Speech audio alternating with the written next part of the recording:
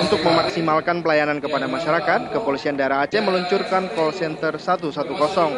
Layanan satu pintu ini, warga dapat mengadukan permasalahan apa saja selama 24 jam kepada polisi dan akan diproses dengan cepat.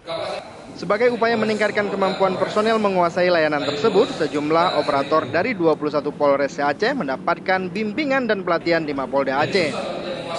Kepala Bidang Informasi dan Teknologi Polda Aceh, Kombes Faisal menyebutkan, layanan terpadu Polri 110 merupakan layanan prima untuk masyarakat dan diharapkan mampu memudahkan masyarakat melaporkan kejadian atau informasi di sekitarnya.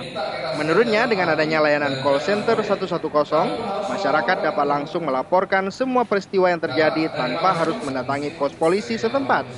Saat ini, seluruh Polres yang ada di jajaran Polda Aceh telah terkoneksi layanan tersebut.